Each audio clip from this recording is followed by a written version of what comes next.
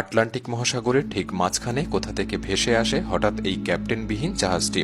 সে নিজেই তার গতিপথ তৈরি করছিল এবং হেলতে দুলতে সামনের দিকে অগ্রসর হচ্ছিল। এমন সময় ওই একই রুটে থাকা ডেইগ্রাটিয়া জাহাজ ক্যাপ্টেনের নজরে আসে ছিন্নভিন্ন এই ভুতুরে জাহাজটি।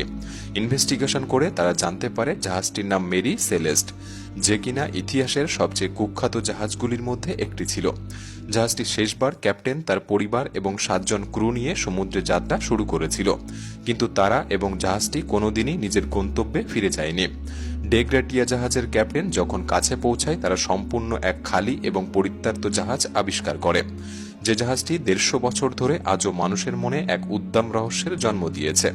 যে আসলেই কি ঘটেছিল এই জাহাজে থাকা ক্যাপ্টেন, তার স্ত্রী এবং 2 বছরের কন্যা সোফিয়া ও 7 জন ক্রু মেম্বারদের সাথে, তা আজও মানুষের অজানা। আজকের ভিডিওতে আমি এই রহস্যময় জাহাজটি সম্পর্কে বলতে চলেছি, তাই ভিডিওটি সম্পূর্ণ দেখার অনুরোধ রইল। আর নতুন বন্ধুরা অবশ্যই পাশে থাকা সাবস্ক্রাইব লেখাটি প্রেস করে বেল আইকনের অল অপশন সিলেক্ট করুন। এটি ছিল 1872 সালের ডিসেম্বরের 4th দিন।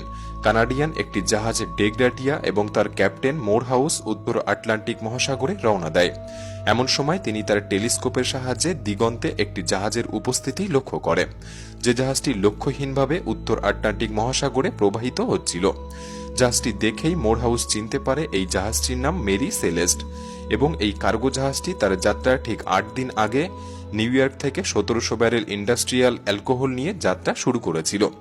এই মেরি সেলেস্ট জাহাজটির যদি ইতিহাস জানা যায়, এটি তার কর্মজীবনের প্রথম দিন থেকেই একটি অভিশপ্ত জাহাজ ছিল, এবং এর পেছনে বিশেষ কিছু কারণ ছিল। জাহাজটি যখন প্রথম তৈরি করা হয়, এর নাম দেওয়া হয়েছিল দি অ্যামাজন।